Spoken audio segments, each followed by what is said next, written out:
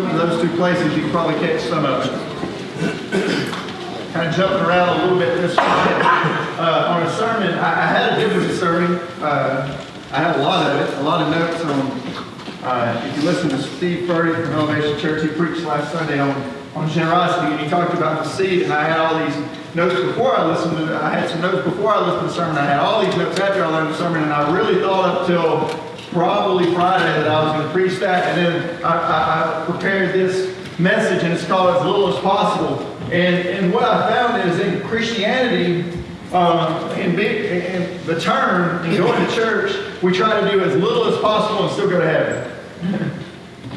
In none of that sentence does it talk about our relationship with Christ. It talks about us going to heaven. A lot of times when we talk about Christ, we talk about us going to heaven. This has been one of my pet peeves lately, is that we forget about Christ in the mention of trying to get to heaven. It'd be like me trying to go to your house, but you're not there. It doesn't make a whole lot of sense. Only thieves come to places that they're not invited. And so I've been thinking about this a lot, and we do as little as possible. A.W. Tozer said, religion today is not transforming the people, it is being transformed by the people. It's not raising the moral level of society, it is descending to society's own level and congratulating itself that it has scored a victory because society is smiling, accepting its surrender. And that's the reality of it, is that we want the crowds and we want the numbers, but it's really about the people. And I remember a long time ago, it's been a couple of years, praying, and I said, Lord, help us to build this new building, and help us to do these things. He said, do you want to build people or do you want to build buildings? And I'll be honest, there was a part of me that said, I want to do both, Lord. And then I realized that it's more important that we invest our lives in people than it is that we invest our lives in just supplying a building. And there's nothing wrong with building buildings. My father-in-law is building an addition on right now. But what I'm saying is that in church, if we lose sight of that we're here to build people, that we're here to go closer to Christ, that we're supposed to be more like Christ, we'll miss it all. Amen. We'll miss it all. Why are we claiming Christianity and attempting to do as little as possible to get to heaven? It's like, oh, if I go to church on Sunday, then I can go to heaven. You know, if I'd hate to know that when I was laying up there in the hospital that my thought was, you know what, I go to church every Sunday, Lord, we're good. It's not about that, it's about our relationship with Christ. Christianity is not about getting to heaven, it's about going to Jesus. Amen. I don't know when we mix the two up. We looked at the prize instead of the giver. We started saying, well, if I'll just go to church, then I'll get to heaven. Or if I'll just give to some people, then God will be happy with me. And the whole thing that he's saying is I want you to know me. I want you to know me. I'll tell you what else you need to know. I think sometimes we get the cart before the horse. We're like, say the sinner's prayer so you'll make it to heaven. No, say the sinner's prayer so you'll have a beginning of a relationship with Jesus. Amen. Let's be real in what we're doing. There's no part in the Bible that says, here's the sinner's prayer, say this, and you're gonna get to heaven. But I've been told that a lot of times. Christ, I noticed something a while back. He is the portal. And he says, I am the way. We'll look at the verse here. Jesus answered, I am the way, the truth, and life. No one comes to the Father except through me. He doesn't say no one comes to heaven except through me. He says nobody comes to the Father except through me.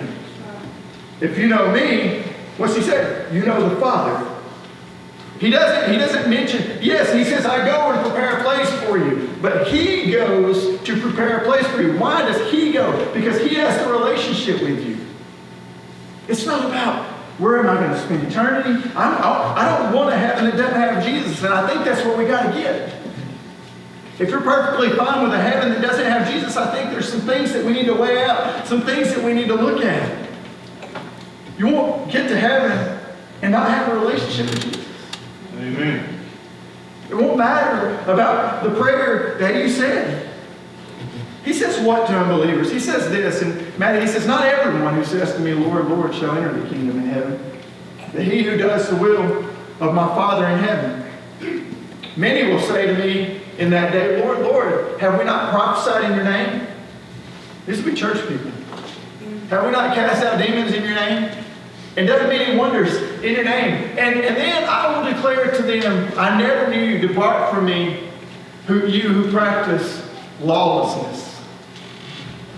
In all of our attempts to keep the laws, if we miss the one who created the laws, we've missed it all. Amen. Who do you call out to? I mean, he talked about the fellowship of the suffering when you are suffering. And some of you have been through things far worse than I have. When you are suffering, who do you call out to? Who do you cry out to? We cry out to only one, to only Jesus. And we think that we have this relationship with him, but we want to go to heaven so bad, and we want this inheritance so bad that we forget the one who gives it. He doesn't say anything about saying a prayer.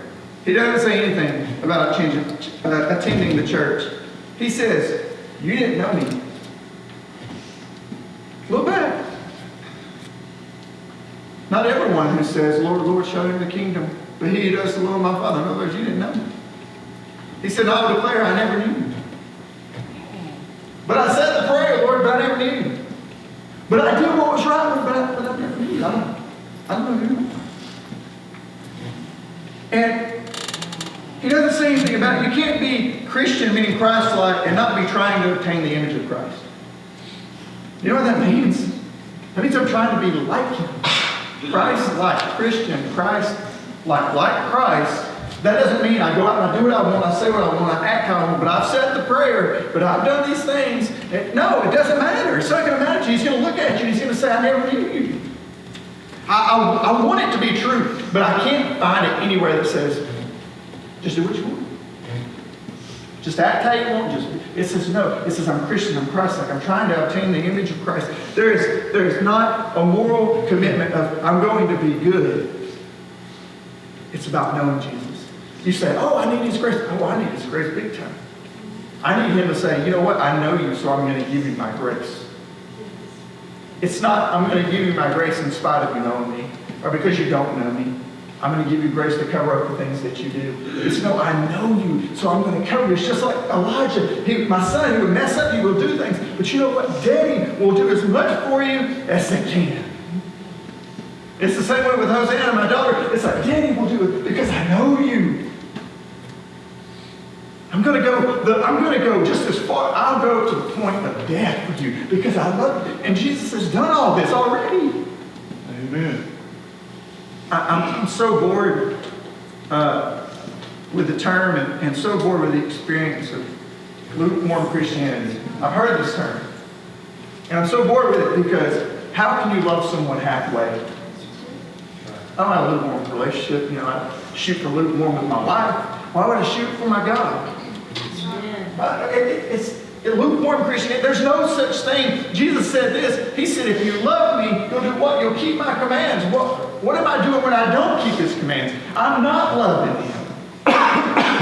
There's things that are the same and things that are different. If you love me, it's real simple. John 14:15, you'll keep my commands. So what does that tell me about all the people that go out and they do whatever they want, and they say whatever they want, and they act however they want? They don't love him. I mess up, yes. A million times, yes. But my goal is to obtain the image of Christ.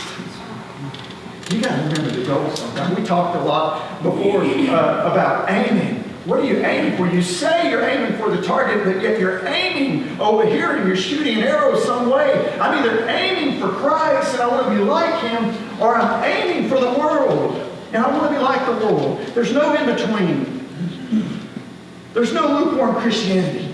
I'll just fire an arrow and maybe it'll hit the target. No, where you aim is where you hit. And you say, well, I'm hitting some places that I don't like. It's because you're aiming at some places that you don't like. Let's just be real. There's some things that I can improve on. You know, I've got to change my aim. Well, how do you show him that I love him? Well, you keep his commands. Well, good grief, what is the greatest command? If I'm going to keep his commands, I know what his commands are. Matthew 22:36-38, he says, Teacher, which is the greatest commandment in the law? And Jesus replied, love the Lord your God with all your heart, and with all your soul, and with all your mind. This is the first and the greatest commandment. He said, if you love me, you'll keep my commands. What is the greatest commandment? That you love me. I looked at that and I was like, that's pretty easy. Why do we put so many things before that? It's funny. I'll do 100 things for April because I love her. She don't ask me to do those 100 things. She just loves me back. It's the same way with Jesus. It's funny how we'll find ourselves doing the things He wants us to do. Why? Because we love Him. Amen. It's not you do all these rules and then love me. It's love me and then, actually, I do all these rules. I do all these things, and He gives them to me not to bind me up, but to free me. It's not about, don't do these things because I want to give you this list of rules. It's I'm giving you these lists of things not to do because it's going to hurt your life. And if we're honest, sex before marriage hurts our life. If we're honest, lying hurts our life. If we're honest, stealing hurts our life. He's just trying to help you. He's trying to show you the way. You should love the Lord your God with all your heart, with all your soul, and with all your mind. Well, that might mean that I have to give up some of the things that I'm doing. I might have to give up some of the music that I listen to if it doesn't glorify the Lord. And I'm not saying all secular music is bad. I'm not even saying that. I'm saying there may be some things that aren't profitable for me that I have to give up. Well, I might have to give up some shows that I watch because they're not profitable for me, because they don't help me, because they don't help me be like Christ. I might have to quit hanging around some people that I hang around. I might have to quit going to some places that I go. It's because it's bad for me, so I don't do it. It brings me, have you ever had people that bring it up? Let's be honest. And we knew they brought us down. And just the thought of hanging around and brought us down, but yet we hung around anyway. Like some magical way, all of a sudden it's going to be different. You know, right. You might have to give up some things to know Christ better. He said this, he said, love the Lord God with all your heart, with all your soul, and with all your mind. I think I have that verse here. No. But love the Lord with all your heart, with all your soul, with all your mind. What has your heart? Say, my spouse has one, right? Okay. What has your soul? I hope God has my soul. I hope He does. What has your mind? Does those things really, are they really occupied by the things of the Lord? You know, you say, oh, I'm Christ-like, I'm like Christ. Well, does He have your heart? Does He have your soul? Does He have your mind? Because He says so, right? He said, love the Lord God with all your heart, with all your soul, with all your mind. I read the verse this week. If it doesn't have my heart, so my music's just got all my heart. Well, my movies just have all my heart, has all my soul, has all my mind. Those things, they become idols for us. They become between us and God. That's what I look at an idol as. It's not that I'm bowing down to it, it's that I'm putting something in between me and God. In other words, those things can become, fear can be your idol. It really can. You can fear everything that might happen to you. You probably won't, but you can fear the things that might happen to you. You're worried that something may happen to you, may happen to your spouse, may happen to your kids, can rule you. If you sit and think about it, all the things, I mean, good grief, somebody told me the other day, and they said it out of, I think they said it out of a little bit of fear, and they said this, they said, you know what, eventually you're probably going to get cancer.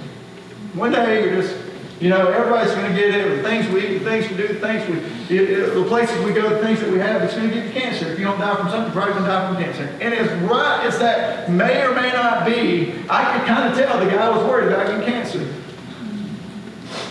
And he was talking to me about it.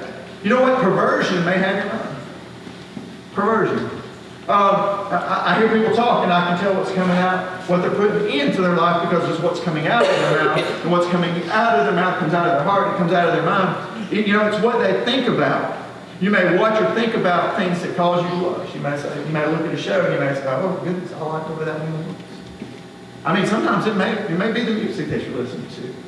Let's be real. Things can have your heart, they can have your soul, and they can have your mind, and you can lay down and you can worship at them, and you can worship them. Success and money can have your mind and your heart. You can strive for it.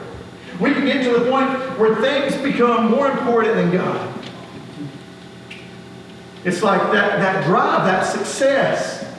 It can be more important than God. It keeps you at work on Sundays. It keeps you up late at night when you could be praying, when you could be reading your Bible, when you could be spending time with your family. You're chasing that dollar sign. You're chasing those things that make you better. Paul was very wealthy. He led people to kill Christians under the name of You know, if you look in the Bible, Saul and Paul kind of has distinguished the two differences. But Paul gave up his entire life to follow Christ. His entire life. He was wealthy. He had it good. People, it says when Stephen was stoned, they laid their coats at the feet of a young man named Saul.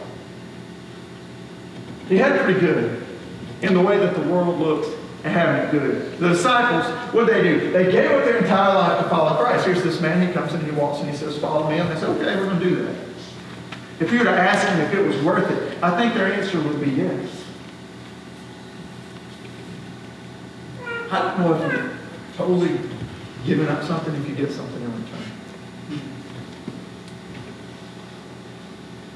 If I give them $2 and April gives me 100, I ain't too sad. It's all in perspective. What do I think gaining Christ is? But we want to wear this banner, Jesus, and say we're a Christian, but we're going to do as little as possible. And still somehow obtain this banner. And he says the greatest commandment is to love the Lord God with all your heart, with all your soul, and all your mind. It's the greatest commandment. So why does it matter if you don't tell lies, if you don't steal, if you don't love Him?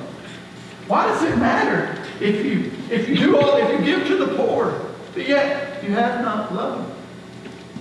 I'm like what's it say in 1 Corinthians? I'm like a resounding gong, a clanging cymbal. I'm all these things that are obnoxious.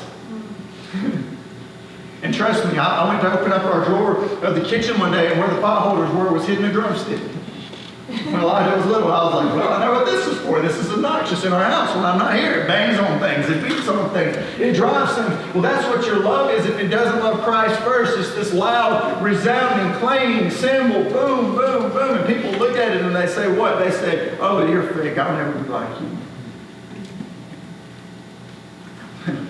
I'll never be like you. And we wonder why we're not seeing Him as much as some. And we wonder why He's not blowing our mind with revelation. It comes down to this verse right here.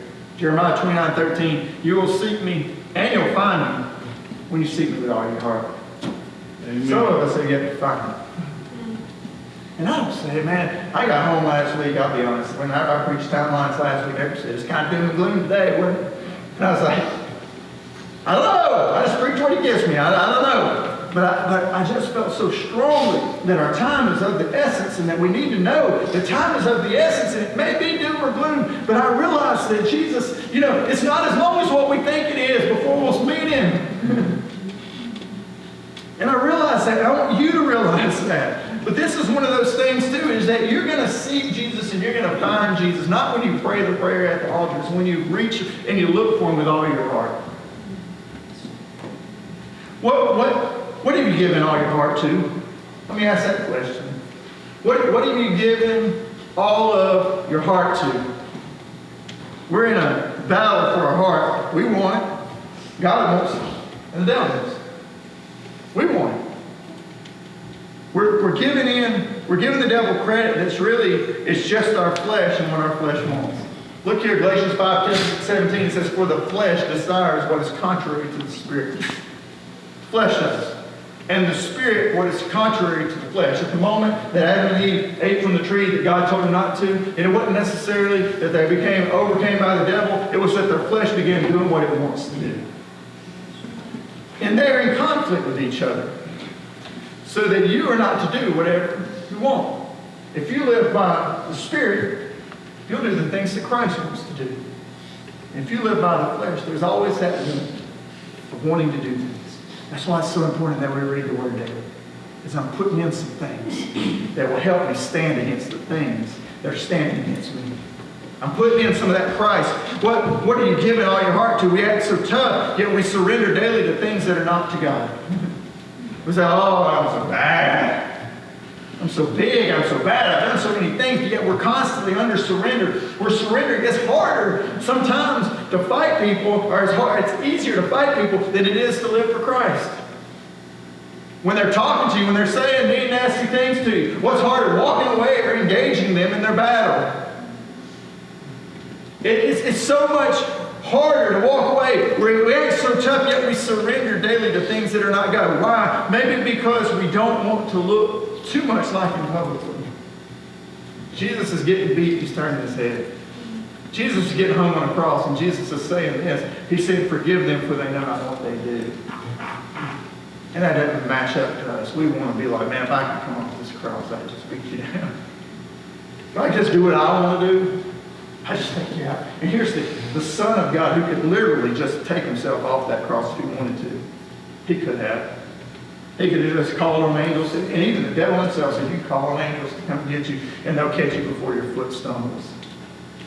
And he could have just beat them down, but He chose what? Surrender to what His flesh wanted to do so that His spirit might be made perfect. Look here, Luke 9:26. Whoever is ashamed of me and my words, the Son of Man will be ashamed of them when He comes in His glory and the glory of the Father and of the holy angels. Whoever's ashamed of me, if you're ashamed of standing in front of me, if you're ashamed to be known as mine, you want to look as much like me as people don't recognize me out in public, but they do recognize me at the church. So I look good, but I kind of act the way I want to. And He says, you know what, if you're ashamed of me, I'll be ashamed of you. I don't know why the message lately has turned gloomier than it used to be, but I heard this week, and it really struck a chord with me. The church is settling for 5 miles wide and 1 inch deep. 5 miles wide and 1 inch deep. We want all the people, but we only want a little of the content. We got that Sharpie turned over, we're just marking out parts of the Bible we don't want to follow. And we want the casual gospel. We're okay as long as people are not offended. That's why you can have thousands that agree with you. You can have hundreds that agree with you. And you can have tens that agree with you. And I'm not saying it's wrong to have thousands, because I've heard some really good messages from big-time people that have big churches of 20,000 plus. And I've heard some great messages, and I've heard them challenge the people. But if our intention is to make everybody comfortable, our intention is wrong. Amen. Now, we've got to do what the Bible says. I've got to do it, you've got to do it, we all got to do it. They don't give me a pass, they don't give you a pass. Jesus said, He said, this message that I have, it offends people. Jesus had just fed the 5,000. If you look at John chapter 6, He just fed the 5,000. He just walked on water. And now He tells them He is the bread of life. All in John chapter 6. But He says this, and this is the part I want you to catch. He says, on hearing it, one of His disciples said, this is a hard teaching. Who can accept it? He said, you're going to eat my blood and you're going to drink my flesh. And what He's talking about is Himself. He's talking about you being one with Him. And a bunch of people left. They thought He was talking about cannibalism. That's because they didn't know Him. And they just left. They just started like, we can't handle that. And they said, aware that His disciples were grumbling about this, Jesus said to them, does this offend you? Why? Because the gospel can be offensive. And He said, then what if you see the Son of Man ascend to where He was before? What if you see Him go back to heaven? Because He knew it was coming. He said, the Spirit gives life, the flesh counts for nothing. The word I have spoken to you, they are full of the Spirit of life. And He says, yet there are some of you who do not believe. For Jesus, and he's talking about Judas there. And He says, for Jesus had known from the beginning which of them did not believe and who would betray Him. And He went on to say, this is what I told you, that no one can come to me unless the Father has enabled them. I want to keep going. From this time, many of His disciples turned their back and no longer followed Him. It wasn't just the 12, it may be 100 at the time that followed Him. Jesus was a really peculiar man. There was many people that followed. There's many people He just fed the 5,000. If you get somebody a meal for free, they're going to follow you around for a little while.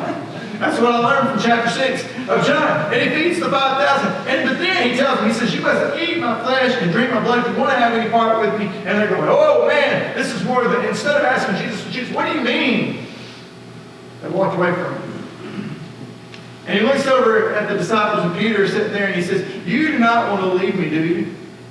You don't want to leave me too? Are you going to walk away from me? And Jesus asked the 12, and Simon Peter said, Lord, to whom shall we go? You have the words of eternal life. It's because He knew Him. He said, we've come to believe and to know that you are the Holy One of God.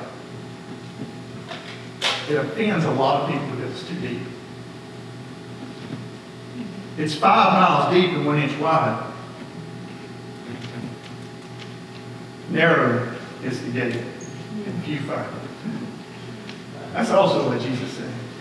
He said, narrow is the gate, and few. It means it's small. And if you're not being specific, you'll miss it. That's why you get up every day and you read the Word, because you say, you know what, maybe I'm doing something wrong. Maybe I don't know him as well as I know him. He even looks at Peter after many fall away and he says, what, are you going to go too? I'm sure it frustrated Jesus. And Peter loves Jesus, and even when it's not popular, even when it offends several people, even when he doesn't understand all that Jesus is saying, I'm not going to say that Peter understood it all. But you know what he does? He says, I don't understand it all. I wish I did. I'm sure that's what he was thinking. But where else would I go? To whom else would I go? There's a tendency to want Jesus close when it's at our convenience. When we're in sickness, when we're in pain, we're in loss, we're praying. People that never pray when they get sick. People that never pray, they'll pray when they lose somebody. What we want, whatever it is we want, we're doing well. And we ignore him, who we just prayed to a few minutes ago when we were going through bad things. And it starts with ignoring our Bibles.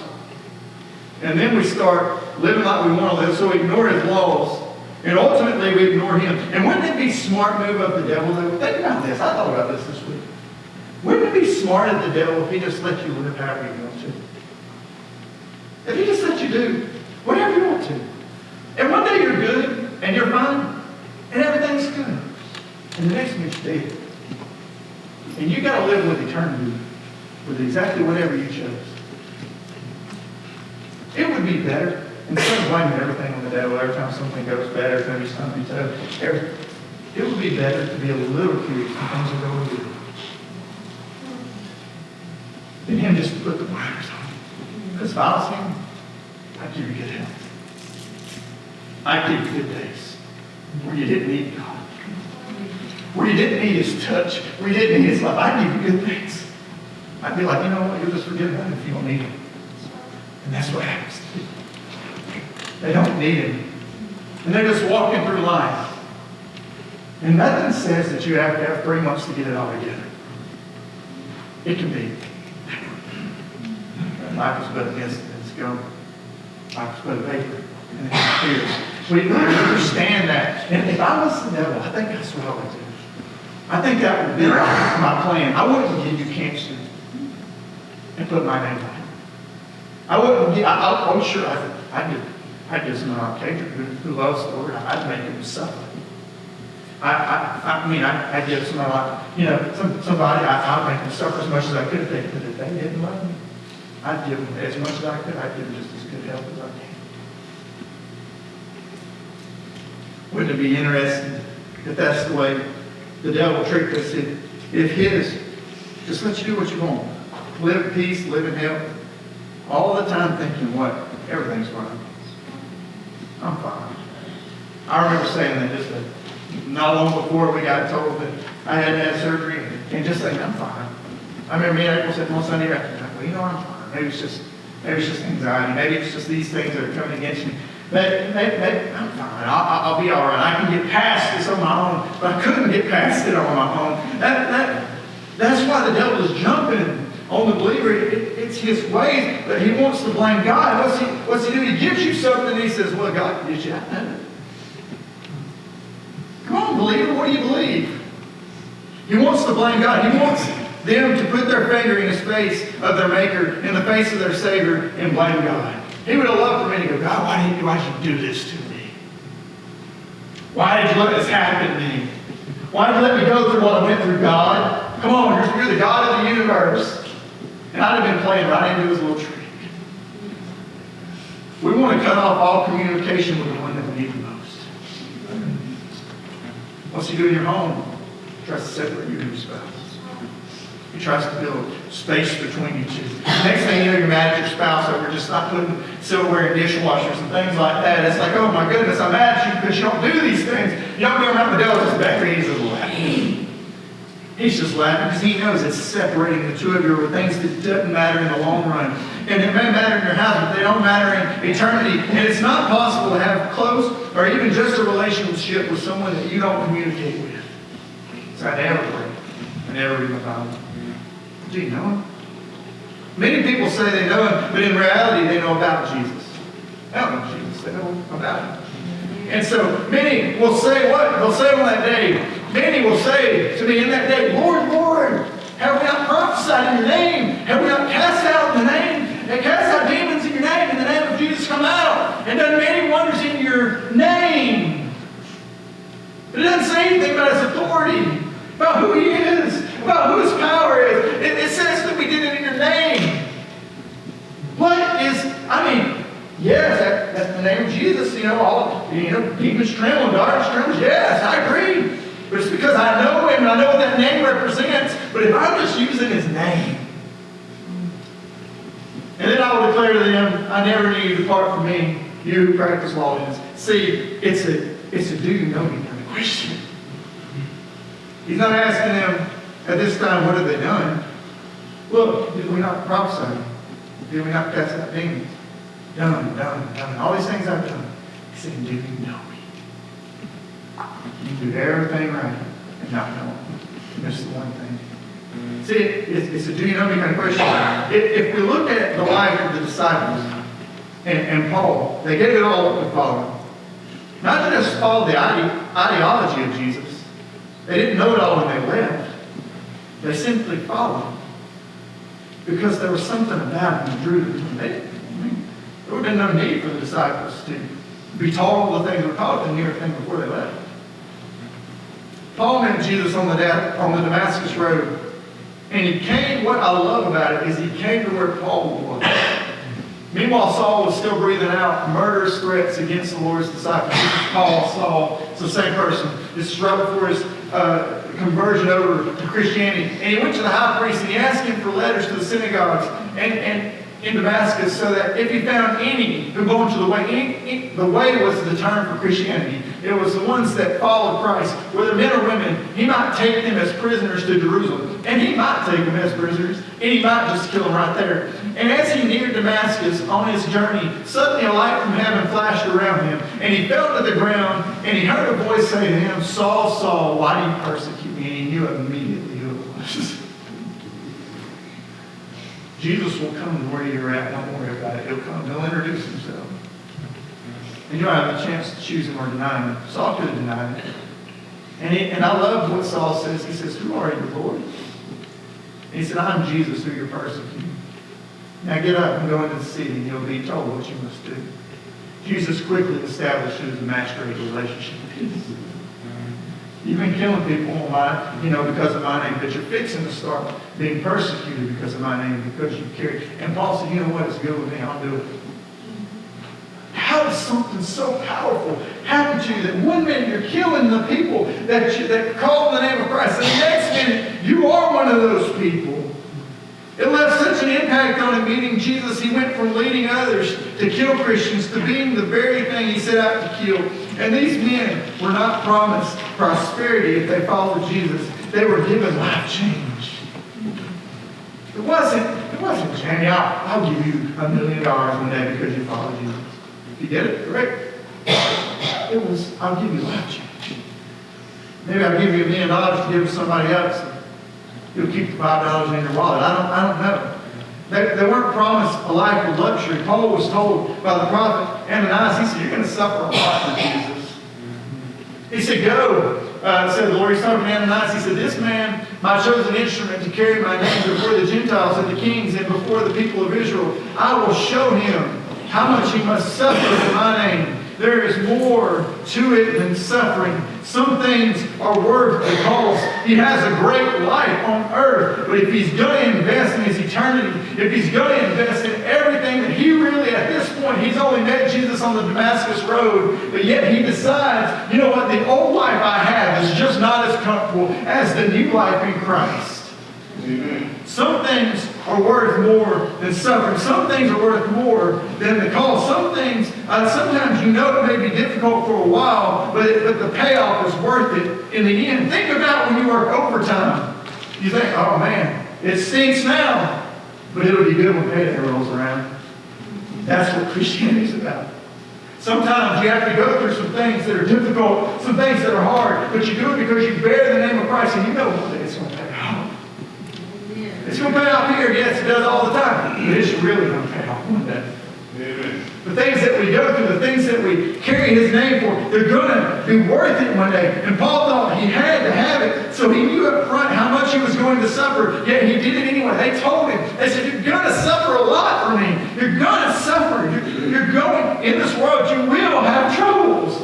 But take heart, I've overcome the world. In other words, you're going to have problems. You're going to have things that come against you, but it's going to be worth it. And Paul said, you know what? This life I live, it's okay. I give it all away so I can have Jesus. And he goes out. And you know what? The beating that Jesus took Paul took multiple times. They stoned Paul so bad one time they left him for dead outside the street. He dusted himself off. He got up. He walked right back in the city and just started stoning.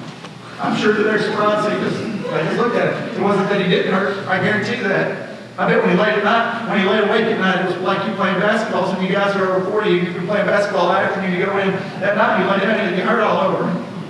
It's the same thing. I bet Paul hurt when he laid down. I bet he felt the stones again. I bet he knew that what it cost him. I bet he knew what Ananias meant when he said, you know what, you're going to suffer much for me. You're going to suffer a lot for Jesus. He didn't know when he was out in the middle, he said, multiple times, he said, I spent a night in the sea. And when he was out in the sea, I bet it felt like a night in the sea. I don't think that Jesus come down and comfort him while he was there every time and just surrounded him with his presence, and the water was warm and everything was good and it didn't taste like salt. I'm sure it did. I'm sure the water was cold. I'm sure he wondered what was swimming below him. I know I would. But some things are worth payoff. Paul thought he had to have it. Why? Because he knew Jesus. Why did he know Jesus? Because he met him on the Damascus Road. A.W. Tozer said this. He said, faith, as Paul saw, was a living, flaming thing leading to surrender and obedience to the commandments of Christ.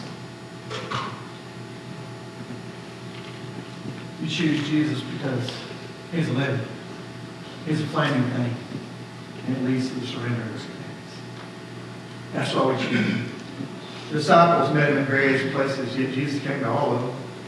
Now, He didn't say, come to me all the time. He went where Paul's fishing.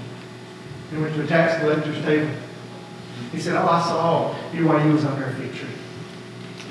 And all these people thought it's worth it to know Him. They knew He could give them life eternally, and they followed Him. Sometimes I think we want eternal life more than the person. We want the prize more than the person. We want the crown more than the king who gives them out. And the thing I ask you today is the very last thing. It's He's Jesus.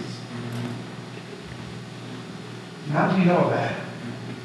Do you know it?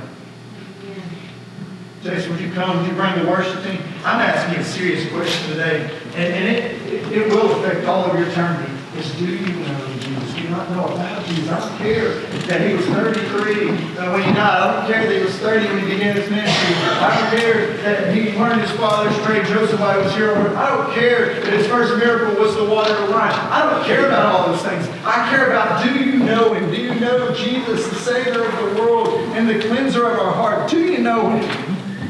That's what's important today. Today is your opportunity. You walk out those doors, I have no control over what happens to you. I've got the next couple of minutes. Let's stand together. If you don't know Jesus as your personal Savior, I pray that you meet Him today. I love to pray with you. Dave would love to pray with you here this morning. We'd love to have time at the altar to pray. If you're not sure if you know Him or you know about Him, today is the day to make that decision. You can know Him. And I promise you, you can really know Him. I laid in a hospital bed and knew exactly where I was going. And it's probably the first time in my life that I knew exactly at that moment where I would go. It was because I knew Him. And in the silence, I knew Him. In the difficulty, I knew Him.